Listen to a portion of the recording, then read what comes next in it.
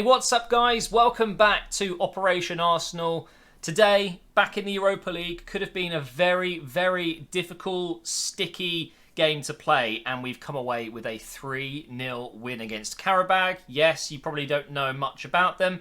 I certainly don't know too much about them, but what I do know is these away fixtures can be very tough in the Europa League. Well, in any competition, going away to a country that you don't typically go to very often, it's not, going to Spain for the weekend, is it? This is tough. And we've come away with a 3-0 win, which I should say it's a little bit flattering. Once again, same as I've said over the last few weeks in this winning streak we're in, 8 games we've won in a row now, that we're not necessarily playing well, but we're picking up points. Brilliant, right? Fantastic. But there were issues today, again, as you'd expect, with our defence mainly, I would say. But we've still managed to pick up the win convincingly, 3-0. So there's a few things I want to talk about regarding the defence, because let's start with the formation, because we started a little bit differently tonight. It looked to be pretty much a 3-4-3, but when we defended, it was quite clearly a 5-3-2 or a 5-2-3. It felt like we were kind of overloading defensively. It didn't seem right to me to be doing that, but you could see in a way why we were doing it, because they had nothing to lose. Like they were the massive underdogs in this situation. They might as well go for it, and they really did go for it. A few opportunities for them today where they could have easily scored. Somehow we came away with a clean sheet. So what did I think of this formation? First of all, it was refreshing to see that we're able to change formation and system. We've seen so far this season that Emery's definitely getting to grips with this squad. It's taken a bit of time to work out which players he thinks are best suited for the system we've been using in the Premier League, for example. And it's just so refreshing to have a manager that will just change it like that. And clearly, it was a tactical change. I don't think it was necessarily because of injury, suspensions, whatever it may be that sometimes can affect a team.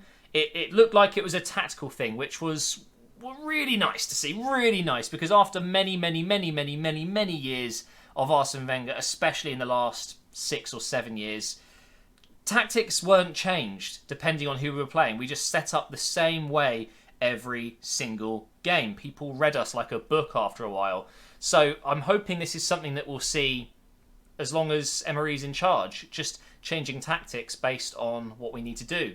Every game is different, every team is different, and you need to adjust. Everyone knows that. It just felt like I was going insane, and every other Arsenal fan was going insane. Like, we all know this. Why doesn't Wenger do it? So really nice to see that. And I think it worked well. It's difficult to judge in a game like tonight where it's not Premier League opposition. It's not a tough game, is it? So I'm undecided whether it'll be good or not against a Premier League side. I guess we'll find out at some point.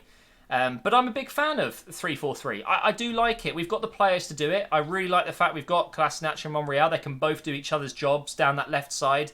I think Bellerin, when he does play in this formation, it suits him because he can get forward a bit more. There's more cover defensively. And I thought Lichtsteiner did a very good job.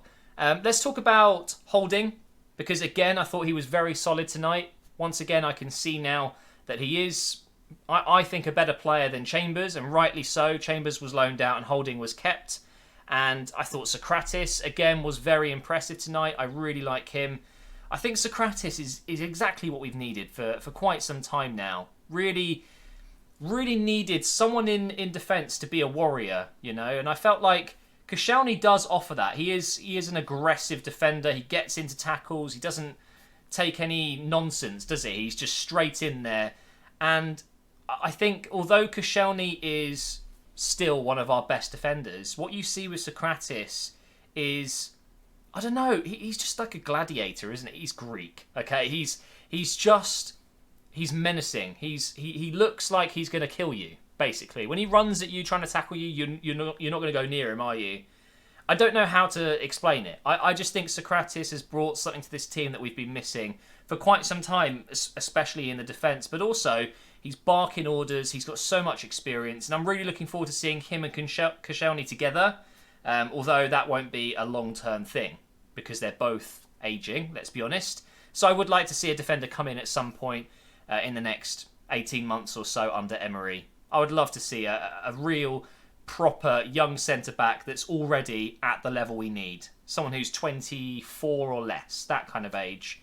So really happy with the defence in terms of their individual performances. I don't think there was anyone that was necessarily bad tonight, but there were moments where Qarabag just passed through us.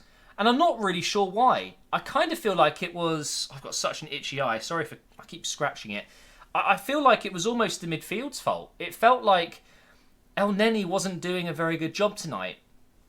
Not blaming him completely. I don't think that it was El Neni's fault that Qarabag had so many chances. But it did feel like in this system, maybe because we weren't used to it, a few of the defenders were a little bit lost when it came to actually...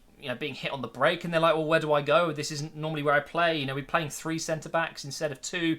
I get it. It can be confusing, but the beauty of this all was we got to see Leno. We got to see Leno in action a lot tonight, and boy, did he make a good impression. I think it's extremely underrated how difficult it is being a goalkeeper in this situation where you join a big club like Arsenal, yet you can't get into the first team because of an archaic Premier League legend that's way past it, let's be honest. Imagine that. And then being thrown into the side for cup games and Europa League. And because Petr Cech picks up an injury, he's going to be playing, I think, for the next few weeks at least, because Cech won't be back. So it was important for him to really get going today. And he did that. He did that brilliantly. There was, I think, 2 or 3 really incredible saves that I actually think maybe 1 or 2 of them would have gone in if it was Petr Cech in goal. And I'm not trying to slate Petr Cech. He's been good this season at shot stopping. I've said this multiple times. That's not my concern with Petr Cech. It's the ball at his feet and it's the slow diving. The getting down to his lower side seems very slow because he's an old man. I mean, in football terms, he's an old man. Still got more hair than me, though, honestly. But Leno has everything. He looks like a really top goalkeeper, as we all expected him to be when he joined. I just hope this is his chance to command that position. It's his now. Cech shouldn't be getting that position back if Leno continues playing like he did tonight. He single-handedly kept us the clean sheet. No doubt about it. For me, we would have conceded 2 or 3 goals tonight if it wasn't for Leno. So for me, he was my man of the match. Really, really impressed with Leno. So it was really good to see. I hope next season, if it is... Petr Cech's final season this year, I hope that he does retire or, he goes off to Juventus or something like that and then Leno gets the number 1 shirt. That would be ideal for me. It doesn't look right seeing a keeper with number 19 that's that good. Doesn't make sense to me. Who else in midfield that I want to talk... Oh, Guendouzi got his first Arsenal goal tonight.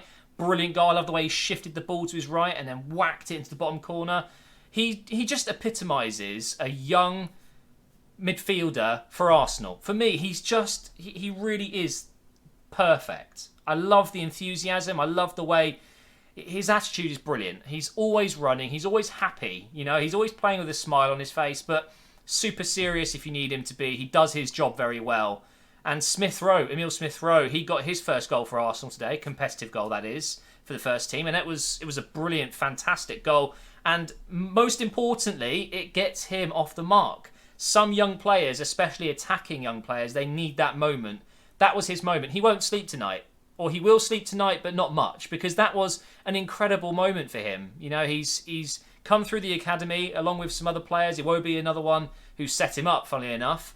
And he's got that big moment under his belt, which is really, really good to see. And Sokratis as well. We've had 3 players today score their first Arsenal goal competitively with Smith-Rowe. Of course, he scored in pre-season.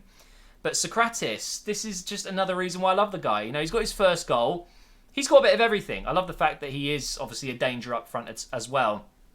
We also had Welbeck and Iwobi. I didn't think Welbeck had a particularly great game, but was an issue for the Qarabag defence every now and again, just pushing forward with that strength. Iwobi, once again, showing that he's having a brilliant season. He's a completely different animal under Emery. I don't know what they're feeding him.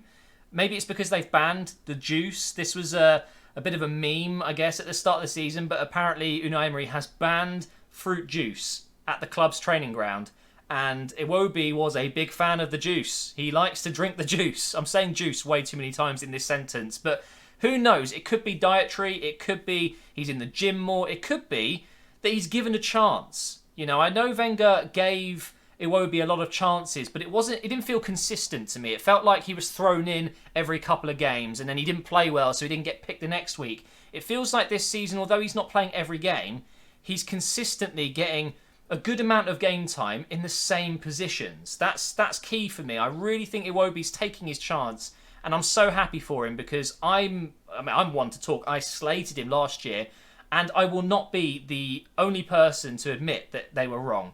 Last season, Iwobi was a shadow of the player he is right now, and he's starting to look like a real proper prospect. So really excited to see where this goes with Iwobi. I think that if he can continue this good form, he should be one of the first names on the team sheet. I love his enthusiasm. He's got not much pace about him, but he's got a lot of energy. He does do a lot of running. He tracks back. He gets forward. He's creative. He will score more goals. Really, really like him this season. So I'm so happy that Emery's been able to get the best out of him. I think that's all I really want to talk about. I mean, this is just a Europa League game that we could have easily lost, that we've won 3-0, but no one's going to remember this game for, that in a couple of weeks, this game's done, isn't it? It's just one of those games, we picked up a win, but it is 8 wins in a row. I know that's going to come to an end soon. I think probably sooner than we think. It's going to be interesting to see how far we can go with this win streak. The main thing for me, though, is when we do eventually stop winning games, it's how we bounce back. This team, I think, is so together. They're showing a real togetherness. They're really gelling. It looks like a group of friends playing football, right? Which is great to see. But you're really tested mentally if you start going through a bad spell. If we lose a game and then draw a game and then maybe lose another one after that, seeing the team bounce back from that is what I'm really interested in. More so than how we look in after each win. Because that's irrelevant. If you win games, as long as the performance is adequate and you've got that win, great, fantastic, good result. But if you start losing games, your attitude is poor, no one's putting in effort, fights start to happen, there's problems in the dressing room, that's where things really go wrong. And I don't think that's going to happen here. I really don't. So really happy, great win, tough place to go. We come away with 3 points. And then in 3 weeks, we're off to Portugal, I believe it is, to play Sporting.